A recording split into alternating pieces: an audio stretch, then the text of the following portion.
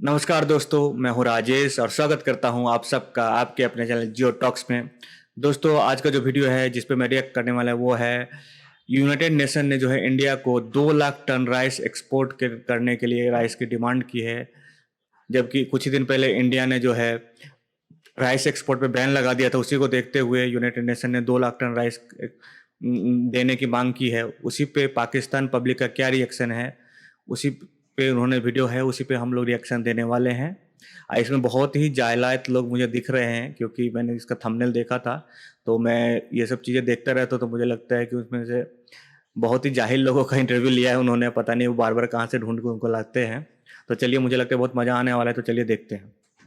अस्सलाम वालेकुम। वालेकुम सलाम। क्या हाल है आपका? मैं ठीक ठाक, आप सुनाएं। मैं बिल्कुल ठीक ठाक। अच्छा कमल, हमने कुछ दिन पहले ये बात की थी कि जी इंडिया ने चावलों पे बैन लगा दिया है। आईएमएफ ने रिक्वेस्ट किया, बैन नहीं हटाया गया। रिसेंटली देखा जाए तो यूनाइटेड नेशन रिक्वेस्ट कर रहा है उनसे कि आप प्लीज़ 2 लाख टन जो चावल हैं वो भेजें, लेकिन अभी तक इंडिया ने कोई रिस्पॉन्स नहीं दिया। आपको क्या लगता है कि इंडिया ये बैन क्यों नहीं हटा रहा? पागल हो गया। हो सकता है कि उनके अपने क्राइसिस चल रहे हों। क्राइसिस चल रहे हैं तो फिर आके रिपोर्ट दें कि जी हम खुद क्राइसिस में सानू आप चावला दी लोड़ है। These are the basic needs for the humans. अगर आप इसी पे जो है वो अपने आडे लगा के बैठ जाएंगे फिर जब आप पे बुरा वक्त आएगा फिर हम भी नहीं खड़े होंगे।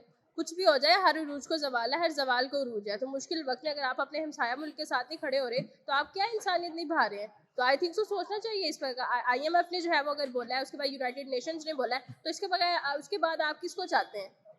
लेकिन आई थिंक सो कि दे आर डूइंग रॉन्ग। अगर खुद क्राइसिस में है तो वो आके रिपोर्ट करेंगे जी असी आप क्राइसिस आ साडे हाथ फैले हुए ने, सानू भी दे दो। लेकिन अगर देखा जाए तो ये एक बड़ा डिप्लोमेटिक से जवाब दे रहा है इंडिया बार बार कि हम ये बैन नहीं हटा सकते हैं। रिसेंटली आप हमसे काइंडली रिक्वेस्ट ना करें, लेकिन यूनाइटेड नेशन कह रहा है कि अगर आप बैन नहीं हटाते तो ग्लोबल हंगर दिखना बहुत आम हो जाएगा दुनिया में, क्योंकि एक जो इंडिया है सबसे बड़ा एक्सपोर्टर भी है राइस का। देखिए, दोस्तों, ये तो एंकर मैडम है, खास कर दोनों ही मुझे जाहिल लोग लग रहे हैं। इसलिए क्योंकि ये यूट्यूब चला, इतना बड़ा चैनल, 1 लाख से ज़्यादा सब्सक्राइबर हैं इनके, और फिर भी इनको जो है जो जिस टॉपिक पे वीडियो बना रहे हैं उनके बारे में उनको कुछ मालूम नहीं है। इन्होंने कहा कि इंडिया में क्राइसिस चल रहा है, तो इंडिया में कोई क्राइसिस नहीं चल रहा है। सबसे पहले मैं आपको बता दूं कि फूड बैन क्यों लगा है, जो एक्सपोर्ट बैन जो है राइस के ऊपर, ये क्यों लगा है, इसके थोड़ा मैं आपको बेसिक बता देता हूं। तो बेसिक, जैसा कि आप सब जानते होंगे कि यूक्रेन और रसिया जो है, ये सब जो है गेहूं के सबसे बड़े एक्सपोर्टर में से एक माने जाते हैं और बहुत ही ज़्यादा एक्सपोर्ट करते हैं गेहूँ। तो यूक्रेन और रसिया का जो युद्ध चल रहा है उसके वजह से जो है दुनिया में खाने का जो है जो दाम, जो गेहूं चावल का दाम है, बहुत ज़्यादा बढ़ गया था। उसी को देखते हुए यूनाइटेड नेशन ने रसिया और यूक्रेन के बीच में जो है उनको सलाह कराते हुए जो है यूक्रेन जो है जो भी गेहूं एक्सपोर्ट करता था रसिया को, उस पर बॉम्बिंग नहीं करने के लिए मनाया था। उसके बीच में एक एग्रीमेंट करवा दिया था, लेकिन 1 महीना पहले ही रसिया ने उस एग्रीमेंट को तोड़ दिया, जिसकी वजह से सडनली जो है फूड के प्राइसेस में बहुत सारा उछाल आ गया, जिसको देखते हुए इंडिया को भी अभी जो अपने राइस एक्सपोर्ट पे बैन लगाना पड़ा, क्योंकि इंडिया जो है राइस का सबसे बड़ा एक्सपोर्टर है। ठीक है, मतलब दुनिया का 60 से 70% राइस जो है वो इंडिया ही एक्सपोर्ट करता है। तो उसी को देखते हुए, क्योंकि हमारे जनता को जो है, अगर इसमें क्या होता है एक्सपोर्ट लगाने का मतलब ये है कि अगर रेट बढ़ेगा, अगर तो कि इसमें बिजनेसमैन जो लोग होते हैं जो बिजनेस करते हैं, एक्सपोर्ट का काम करते हैं, वो लोग क्या करते हैं कि राइस को या जो भी फूड ग्रेन्स है उसको स्टोर करके रख लेंगे अपने पास, और जब रेट बहुत ही ज़्यादा बढ़ जाएगा, मतलब 3 से 4 महीने बाद, तब उसको एक्सपोर्ट करेंगे किसी और कंट्री को, और या फिर हमारे देश में भी बेचेंगे जब उसका रेट जो है बहुत ज़्यादा बढ़ने के बाद। तो उसी कालाबाजारी को रोकने के लिए जो भारत सरकार है उसने राइस एक्सपोर्ट पे बैन लगा दिया। और कंप्लीटली बैन नहीं है दोस्तों, इसमें जो है बासमती राइस वो भी अभी भी एक्सपोर्ट हो रहा है, सिर्फ नॉन बासमती पे एक्सपोर्ट लगा है। और दूसरा एक और चीज़ है, बैन लगाने के पीछे रीजन एक और क्या है, ये ऐसा नहीं है कि हम एक्सपोर्ट नहीं करेंगे, लेकिन एक्सपोर्ट करेंगे उसको जिसको सच में इसकी जरूरत है। गवर्नमेंट टू गवर्नमेंट होगी, प्राइवेटली नहीं होगी, मतलब बिजनेस करने के उसमें एक्सपोर्ट नहीं होगा। अगर किसी भी देश को सच में गेहूं की जरूरत है, चाहे चावल की जरूरत है, तो उसको हम वहाँ के गवर्नमेंट को एक्सपोर्ट करेंगे, वहाँ के किसी प्राइवेट कंपनी को एक्सपोर्ट नहीं करेंगे, और ना हमारे देश की कोई प्राइवेट कंपनी करेगी, जिससे कालाबाजारी को रोका जा सके। यह है मेन मुद्दा। तो हमारे देश में कोई क्राइसिस नहीं चल रहा, तो इनको पहले ये सब बात पता होनी चाहिए। जो बात है कि जी ग्लोबल हंगर रिस्क अल्लाह ताला की ज़ात देती है, ये दीज आर सम सोर्सेज। तो अगर सोर्सेज को आप तंग करोगे तो कब तक कर लोगे? आप सोर्सेज को 1 साल तक बंद करोगे, 2 साल तक बंद करोगे, तीसरे साल हम लोग सोल्यूशन देख लेंगे। जब हमारे पास सोल्यूशन आ जाएगा, हमने ज़्यादा इजलास उगाना शुरू कर दिए और आपको क्राइसिस आ गए, वहाँ पर जो है वो कहत साली छा गई, then what will you do? मेरा सवाल ये है। पाकिस्तान ने भी कहा था कि जी अगर इंडिया नहीं भेज रहा तो हम भेज देते हैं। आपको लगता है कि पाकिस्तान के पास अपना कोई अनाज सेवर रखा हुआ है हम लोगों ने? पाकिस्तान एक बार किसी चैलेंज करके तो देखो, पाकिस्तान जो है वो सब कुछ करके दिखा भेजेगा चावल? इंशाल्लाह। लेकिन अभी तक फसल ही तैयार नहीं, तो फिर प्रॉमिस किस चीज़ का है? प्रॉमिस ये है कि अभी वो इंतजार करें कि पता इंडिया ਨੂੰ जो है वो अकल ही आ ही जाए तो सिर्फ सानू मेहनत ना करनी पवे। वह हम लोग जो है वो तबाही के दहाने तक चाहते हैं, फिर जाके सोल्यूशन इनका कहना है कि पाकिस्तान एक्सपोर्ट करेगा। पाकिस्तान के खुद के लाले पड़े हैं। खुद रसिया से कुछ दिन पहले गेहूं का इंपोर्ट किया था, गेहूं इंपोर्ट किया था, और पाकिस्तान दुनिया को एक्सपोर्ट करेगा। खुद के लिए है नहीं और दुनिया को देने चले ये। निकालते हैं, तो तबाही के दहाने में भी पहुंचे नहीं है हमारे। अगर इंडिया ढीठ है तो पाकिस्तान डबल ढीठ है। ये भी बात आपकी बिल्कुल सही। जैसे यूएन बार बार इंडिया से रिक्वेस्ट कर रहा है, तो पाकिस्तान से भी रिक्वेस्ट कर सकते हैं कि भाई आपने वादा किया, आपने प्रॉमिस किया है, तो अब अरेंज करें, चावल भेजें, ताकि ऐसे मुल्क जहाँ पर कह लें कि चावल एक बेसिक नीड है, उनकी रिक्वायरमेंट्स पूरी हों। मैं कहनी है तुसी रोटियां ही खाई जो, कसम चावल नाल मोटे हो जाओगे, मैं हो रही हूँ मोटी। छड्डो चावला दी जान ते करो आटे वाल ध्यान। ओके, क्या कहना चाहते हैं कि जैसे कि 14 अगस्त गुजरी है हमारे, ना तो निगरान प्राइम मिनिस्टर कुछ कहे हैं, ना फॉर्मर प्राइम मिनिस्टर ने कुछ स्पीच वगैरह दी है। मतलब कि उन्होंने स्पीच क्या देनी है? स्पीच करते तो टमाटर ही पड़ते, पेट्रोल की कीमतें कहाँ बढ़ गई हैं? ये गिफ्ट है, गिफ्ट है। देखिए अवाम बाजे बजाते रहेगी, हुकूमत ने हमारा बैंड बजा दिया है पेट्रोल की कीमतें बढ़ा के। बाजी नहीं बजाने, बैंड बजाओ। बैंड बज रहा है हमारा। क्या हम लोग इस पे गुफ्तगू करेंगे? भाई वो स्पीच करने के किस मुंह से स्पीच करेंगे कि हम लोगों ने पेट्रोल की। मैडम जो है अपने ही बात से 2 मिनट में पलट गई। अभी कुछ मिनट पहले बोल रही थी कि हम बहुत ढीठ है, हम दुनिया को एक्सपोर्ट करेंगे, हमारे पास ये है वो है। पाकिस्तान को चैलेंज करके तो देखो, पाकिस्तान को चैलेंज मत करना, पाकिस्तान कुछ भी कर सकता है। अभी टमाटर और पेट्रोल की वजह से दिखा दी अपनी औकात की उसकी हालत क्या है, कंडीशन क्या है, क्या क्राइसिस चल रही है पाकिस्तान में, सबको पता है। तो आपका क्या मानना है दोस्तों, कमेंट करके जरूर बताइएगा। प्राइसेस बढ़ा दिए, इस बात पे स्पीच करेंगे? उनके पास कुछ है नहीं, कख नहीं रह गया ना कुछ। और यही देखा जाए तो 15 अगस्त इंडिया में सेलिब्रेट किया गया और लद्दाख के ऊपर 19,000 फीट की कह लें कि मोटरेबल रोड बना दी गई है। अच्छी बात है। वो प्रोग्रेसिव सोचते हैं, हम प्रोग्रेसिव क्यों नहीं सोचते? हम करप्ट है। बात ये है, जिंदा जिथे दाल लग जाए वो ला लेंदा है। ये दाल आना छड़ दो। क्या लगता है कि ये जो सिचुएशन है पाकिस्तान की है, सोल्यूशन आप पूछेंगे तो सोल्यूशन हमसे और आपसे और ये जितने नाज़रीन देख रहे हैं वहीं से शुरू होता है। कोई किसी हुक्मरान ने कुछ नहीं करना। आप करप्शन आज से छोड़ना शुरू कर दें, आप अच्छे बन जाए। आपको देख के 2 लोग अच्छे बनेंगे, 3 अगर बिगड़ते भी हैं तो बिगड़ने दो। आप 3 अच्छे हो गए, 3 को देख के 4 सही हो जाएंगे, 8 आपके खिलाफ होते हैं, होने दो। आहिस्ता आहिस्ता करके जो है वो कभी ना कभी तो मुल्क सुधर ही जाएगा। उम्मीद की किरण देखिए, ना मायूसी नहीं कभी भी जो है वो आपको लेनी चाहिए। हमेशा जो है वो उम्मीद रखनी चाहिए। उम्मीद की किरण एक हमेशा नजर आती है। हर रात के बाद दिन का उजाला जरूर देखने को मिलता है। बस हमने जो है वो खुद को करप्शन से निकालना है। जिथे दा लग दो उथे दा ना लाओ, जिथे थोड़ा भला है सिर्फ उथे ही अपना भला करो। Okay, thank you. बेसिकली मेरा आज का सवाल ये कि पहले कुछ दिनों में अगर हमने बात की थी कि जी इंडिया ने जो अपनी राइस की एक्सपोर्ट्स हैं उसको बैन कर दिया है, और कह लें कि ऐसी अंडर डेवलप्ड कंट्रीज जहाँ पर सबसे ज़्यादा चावल इस्तेमाल होते हैं उनको वो चीज़ें चावल नहीं पहुँचाए जा रहे। IMF ने भी रिक्वेस्ट किया, अब UN जो यूनाइटेड नेशंस है वो भी इंडिया से रिक्वेस्ट कर रहा है कि अब 2 लाख टन जो चावल हैं वो उन ममालिकों को भेजें, लेकिन इंडिया नहीं सुन रहा। क्या कहना चाहते हैं इस चीज़ पर? नहीं, एक्सपोर्ट अगर वो करेगा तो उससे उसे डॉलर ही मिलेंगे ना, उससे करेंसी आएगी। कौन सा मुल्क है कि वो ये चाहेगा कि मैं चीज़ें ना बेचूं और मुझे बाहर का पैसा ना आए? इसलिए नहीं बेचना, उनकी पैदावार हो नहीं रही होगी चावलों की, इस वजह से उसने बैन कर दी होगी एक्सपोर्ट को। वरना एक्सेस तो उसके पास वो चावल पड़े हुए होंगे, उसको उसने ख़राब करने अपने पास रख, किस लिए नहीं ना कर रहा, होंगे ही नहीं। और सोशा पे ला दिया है कि हम बैन कर दिया है, बैन एक्सपोर्ट बैन किया है। बैन जो मुल्क होते हैं वो इंपोर्ट बैन करते हैं ताकि पैसा बाहर ना जाए। एक्सपोर्ट कौन बैन करता है? या तो फिर उनका वो जो मोदी जी है उसका दिमाग ख़राब हो गया होगा, उनकी पॉलिसीज ऐसी बन रही होंगी, कोई होगा बेवकूफ़ बंदा बना रहा होगा कि जिसने एक्सपोर्ट ही अगर देखा जाए तो UN बात करे कि अगर आप ये जो इन भाई साहब के हिसाब से तो भाई साहब तो अलग ही दिमाग है। मतलब क्या बताऊं मैं आपको, इनको मोदी जी इनको पूछ के डिसीजन लेंगे, इनको पूछ के अपनी जो स्ट्रैटेजी वो बनाएंगे, अपने देश की जो फॉरेन पॉलिसी वो चलाएंगे, मोदी जी इनको पूछ के करेंगे, इन जैसे जाहिल लोगों को पूछ के। इसलिए इनके देश इसमें बहुत समझदार लोग, इनका मानना है कि पाकिस्तान में बहुत समझदार लोग हैं, इसलिए इनका ये हाल है अभी। दोस्तों इसका कुछ भी रीज़न नहीं है, वही रीज़न है कि काला बाजारी ना हो, हमारे देश की जनता को जो है सस्ते दामों पे, सस्ते रेट पे खाने की चीज़ें मिले। वही एक सबसे बड़ा मुद्दा है, जनता की भलाई। उसी को देखते हुए जो हमारी सरकार ने है राइस एक्सपोर्ट पे बैन लगाया है, और खाने की बिल्कुल कमी नहीं है। अभी जो है जो फूड कॉर्पोरेशन ऑफ इंडिया है, साथ में जो स्टेट एजेंसी है, साथ में CWC central warehousing corporation, ये सब मिलके जो है दोस्तों मैं आपको बता दूं, उनके पास जो स्टोरेज कैपेसिटी है जो है 862 टन, 62 लाख मेट्रिक टन है। 862 लाख, 862.5 मेट्रिक टन जो है उनके पास अभी स्टोर करके जो है ग्रेन्स रखा हुआ है, गेहूं चावल मिला के जो है इतने कैपेसिटी में रखा हुआ है। और इन्होंने कितना मांगा है? सिर्फ 2 लाख टन। हमारे पास कितने स्टोरेज है जो कि इमरजेंसी के लिए है, वो जो हर साल यूज होते वो नहीं है, इतने स्टोर करके रखा हुआ है। 862.5 लाख मेट्रिक टन जो है वो स्टोर करके रखा, इतनी हमारे पास स्टोरेज फैसिलिटी है जो कि हम सालों साल रख सकते हैं खाने को और वो बिल्कुल खराब नहीं होगा। और हमसे अभी यूनाइटेड नेशन ने कितने की डिमांड की? सिर्फ 2 लाख टन की। 862.5 में से सिर्फ 2 लाख टन का, और उतना गवर्नमेंट के पास स्टोरेज, जो पब्लिक के पास है वो तो है, पब्लिक के पास जो है, जो प्राइवेट कंपनियों के पास है वो तो अलग है। मैं सिर्फ गवर्नमेंट एजेंसी का बात कर रहा हूं। मतलब ये इतना है कि पूरे देश की जनता को, पूरे 140 करोड़ जनता को पूरे 1 साल तक फ्री में खिलाया जा सकता है उनको। इतना चावल और गेहूं हमारे पास स्टोर करके रखा हुआ है।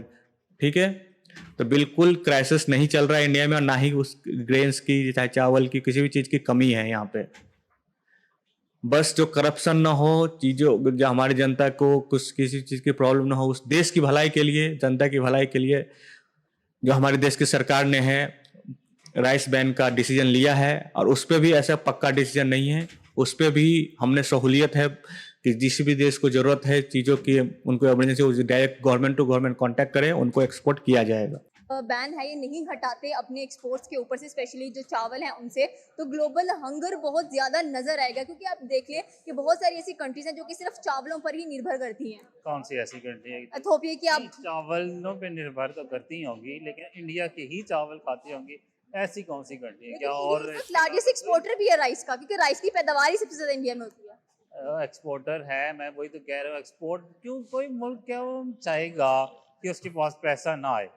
ये बताएं। एक्सपोर्ट बैन कर रहा है, क्यों कर रहा है? क्योंकि उसके पास कुछ नहीं होगा। इस दफ़ा वो सैलाब जो आया होगा, सीधे सीधे भी तो इस दफ़ा उधर देखने पंजाब में सैलाब भी तो कितने ज़्यादा आया, सैलाब से फसलें तबाह हुई होंगी, जिससे उनकी चावल की फसल भी तबाही होगी। उनके पास एक्सपोर्ट करने के लिए चावल होंगे ही नहीं, इसलिए उन्होंने नहीं करते होंगे। तो मेरे ख्याल में क्लियर कट स्टेटमेंट फिर इंडिया को देना चाहिए। उसको कहना चाहिए कि मेरे मुल्क में खुद फ्लड आया हुआ है, मेरे पास शॉर्टेज है, दैट्स व्हाई मैं किसी को एक्सपोर्ट नहीं कर सकता हूँ, अदरवाइज मुझे एक्सपोर्ट करने में कोई मसला नहीं है। वो क्लियर कट बात भी नहीं कह रहा है, इनफैक्ट बड़े बड़े इदारों से रिक्वेस्ट करवा रहा है। चलो, चाहते होंगे ना, कुछ लोग चाहते हैं कि हमारी मिन्नतें की जाएं, इसी तरह वो भी इंडिया भी होगा, वो चाहता होगा कि उसकी मिन्नतें की जाएं, इसलिए वो ऐसा कर रहा क्लियर कर बता नहीं होना। लेकिन मैंने तो आपको रीज़न बता दिया कि किस क्या वजह क्या है, क्योंकि एक्सपोर्ट बैन हो गया। लेकिन पाकिस्तान ने भी बड़ी जोशो खरोश से कहा था कि अगर इंडिया एक्सपोर्ट नहीं करा तो हम कर देते हैं। हाँ, तो हमारे पास एक्सेस चावल पड़े में हम कर देते हैं। तो हम क्यों नहीं कर रहे? फिर हमें यूएन क्यों नहीं रिक्वेस्ट कर रहा? यूएन क्यों नहीं कर रहा? क्यों यूएन क्यों करे जब हम खुद कह रहे हैं कि हम चावल एक्सपोर्ट कर रहे हैं? तो भेजे नहीं अभी तक। यूएन क्यों करेगा हमें? भेजे नहीं है अभी तक ना, जब बात कर दी है कि हम भेज रहे हैं यूएन चावल और भेजे जाएंगे पाकिस्तान में से, तो फिर पाकिस्तान क्यों नहीं अभी तक भेजा? अभी वो जो चावल की फसल है ना, अभी उसकी कास्ट का टाइम नहीं हुआ। जब वो टाइम होगा, वो चावल जब आएंगे तो फिर एक्सपोर्ट करेंगे ना। अभी वो कच्ची फसलें भेजते बाहर जाके। तो इसका मतलब है कि अभी फसल भी डाली नहीं है, कुछ भी डाली नहीं है, लेकिन हमने वादा कर दिया है। टाइम वादा पहले किया जाता है ना, सेल बाद में होती है, पहले कमिटमेंट की जाती है कि हमने सेल करनी है।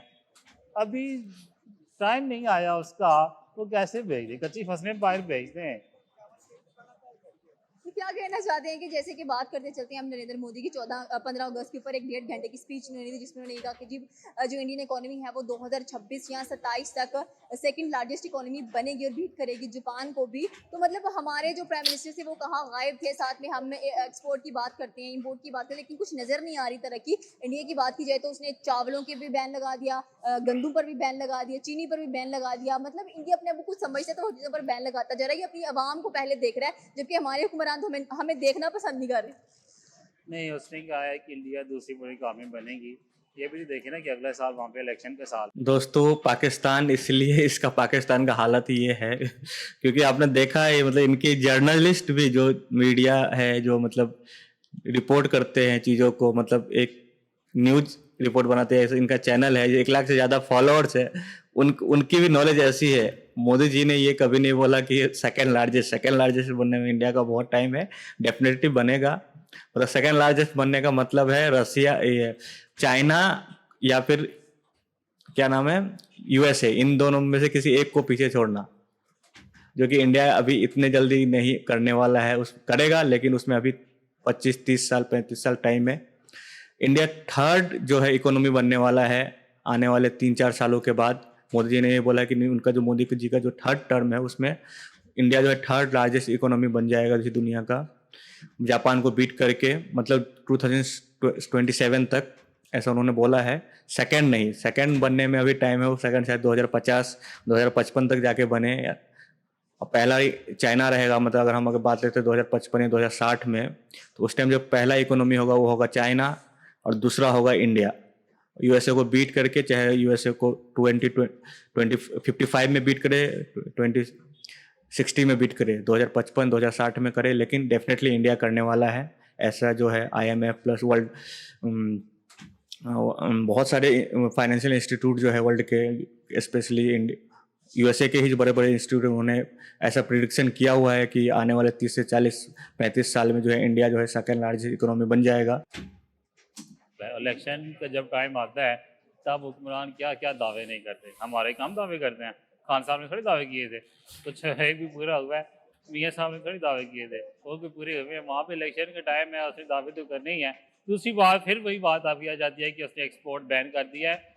वो कौन बैन करना चाहेगा? कौन चाहेगा कि उसके पास डॉलर ना आए? लेकिन उसके इससे पास पहले भी है आपको पता नहीं। है इंडिया ने चाइना के साथ भी अपनी एक्सपोर्ट्स को बैन कर दिया, सस्पेंड कर दिया, लैपटॉप्स की, मोबाइल्स की। तो इसका मतलब ये है कि वहां से भी उनको कोई वो नहीं है।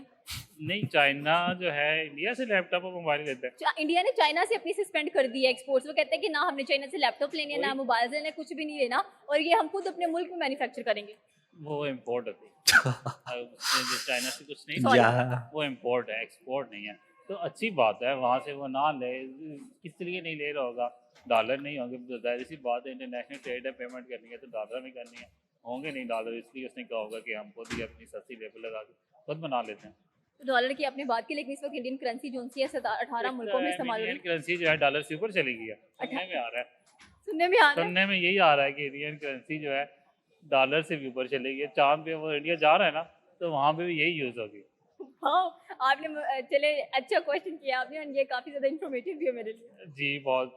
मतलब कि जैसे कि मैंने कहा कि 18 मुल्कों में इंडियन करेंसी इस्तेमाल हो रही है, तो आपको लगता है कि स्टील इंडिया डॉलर पर डिपेंड करता हो? तो दुनिया में सिर्फ 18 मुल्क हैं। नहीं, दुनिया में 18 मुल्क नहीं है। 200 से ज़्यादा मुल्क क्या हैं, वो 18 कोई कंगाल मुल्कों में अपनी करेंसी यूज़ कर लेगा? नहीं, देखें जो उसकी करेंसी यूज़ कर रहे हैं, इंडियन करेंसी, उनका लेवल क्या होगा? क्या वो डेवलप कंट्री यूरोप में वो यूज़ करते हैं? वो 18 कंट्री यूरोपियन है?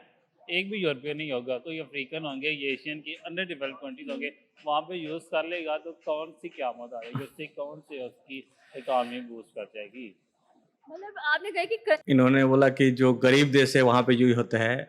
तो आपकी जानकारी के लिए बता दो, यूएई क्या गरीब देश है? आप जहाँ से भीख मांग के लाते हो पैसे, $3 बिलियन, $2 बिलियन दे दो, $6 बिलियन दे दो, कहाँ से लाते हो भीख मांग के? वो गरीब है क्या? यूएई में अभी जो इंडिया है, यूएई से रुपीज में ट्रेड कर रहा है। अभी जो है हाल ही में इंडिया ने वहाँ से जो जो पेट्रोलियम प्रोडक्ट, पेट्रोलियम कच्चे तेल जो होता है वो मंगाया है, और वो उसके लिए रुपीज में पेमेंट किया है यूएई को। रसिया को हम कर रहे हैं रुपीज में पेमेंट, बहुत सारे कंट्री को है जो हम के साथ जो है इंडियन रुपीज में, उसके साथ में हम बिजनेस कर रहे हैं, उनके साथ में इंडियन रुपीज में ट्रेड कर रहे हैं। आने वाले टाइम में, अभी तो शुरुआत है, शुरू हुई है, आने वाले टाइम में देखिए 3-4 सालों के बाद हम कितने देशों के साथ करते हैं। करेंसी जो मर्जी यूज करता रहे, कोई बूस्ट नहीं होगी। देखा जाए तो इलेक्शंस आने वाले हैं, नरेंद्र मोदी ऐसी स्टेटमेंट दे रहे हैं। हमारे तो यहाँ पर जो निगरान प्राइम मिनिस्टर बने हैं वो तो कोई स्टेटमेंट ही नहीं दे रहे। निगरान बन गया, मुझे तो खैर आइडिया नहीं है, मैं आजकल न्यूज़ देख भी नहीं रहा कि निगरान बन गया। निगरान चलो बन गया तो उसके पास थोड़ी अथॉरिटी होगी कि वो कुछ करेगा। वो तो 3 महीने के लिए आई के हुकूमत होती है, उसके पास अथॉरिटी नहीं होती कि वो आके मतलब बिल पास करे या लोगों को कुछ ऐसा वैसा करने की अथॉरिटी नहीं होती। उसमें 3 महीने गुजारने हैं, इलेक्शन करवाने हैं और फिर चले जाना है। मेन जो काम है वो जो गवर्नमेंट आएगी, वोटों के जरिए आएगी, उसके काम है। और वो मोदी साहब अभी यही कर रहे हैं, वोट लेने के लिए तो कर रहे हैं। अभी आप देखिए कुछ दिनों में वो हो जाएगा, कोई धमाके होंगे, अटैक होगा उनकी आर्मी पे, अपने अवाम को भड़काने के लिए अपना वोट बैंक वसूल करेंगे, ये भी होगा अभी कुछ दिन में, ये भी देखिएगा। तो आपको क्या लगता है कि आने वाले दिन में जो पाकिस्तानी गवर्नमेंट आएगी उसका क्या सूरत हाल होगी, किस तरह से वो पाकिस्तान को बूस्ट करेगा आगे? दोस्तों इन्होंने जो है अभी टॉपिक बदल लिया। हाँ, फूड बात था इंडिया का एक्सपोर्ट जो बैन हुआ था उसके ऊपर टॉपिक चल रहा था, लेकिन उन्होंने सडनली पाकिस्तान के रिलेटेड टॉपिक है तो उसका आगे वीडियो देखने का कोई मतलब नहीं बनता। तो लेकिन फिर भी मैं आपको बता दूं दोस्तों, इनकी बातों पे बिल्कुल ना जाए। जो ये जो मैडम थी और ये जो भी थे, उनकी बिल्कुल भी रियलिटी से कोई लेना देना है नहीं। वो ख्याली पौला जो उनके मन में जो आ रहा है वो बक दे रहे हैं, रियलिटी से उनका कोई लेना देना नहीं है। और इंडिया ने ज़रूर बैन किया है और अपने देश की जनता के लिए, अपने देश की भलाई के लिए बैन किया है, क्योंकि सबसे पहले अगर आपको किसी की हेल्प करनी, सबसे पहले अपने घर में खुशहाली रखनी पड़ेगी, तभी हम किसी और की हेल्प कर पाओगे, ठीक है।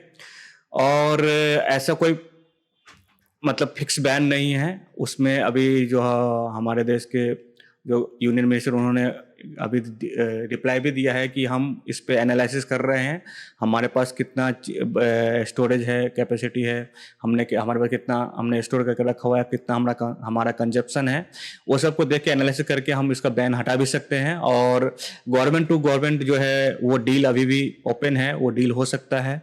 सिर्फ प्राइवेट जो एक्सपोर्ट है, जो कंपनियां करती है, बड़ी बड़ी कंपनी, उस पर बैन लगा हुआ है। तो और जो रही बात, इंडिया ने कभी भी world food programme, united nation का जो वर्ल्ड फूड प्रोग्राम है, उससे कभी भी उस पर कितना भी रिक्वायरमेंट है तो इंडिया बिल्कुल उस पर एक्सपोर्ट करेगा। उनको चावल चाहे गेहूँ जो भी चीज़ें चाहिए बिल्कुल देगा। इसके लिए इंडिया ने बिल्कुल एग्री किया है कि कभी भी हम उससे पीछे नहीं हटेंगे। हमारी जो रिस्पॉन्सिबिलिटी है वो हम बिल्कुल पूरा करेंगे। तो आपका इसके बारे में क्या सोचना है कमेंट करके बिल्कुल बताइएगा। और अगर आपको वीडियो अच्छा लगे तो चैनल को सब्सक्राइब कर दीजिए, वीडियो को लाइक कर दीजिए।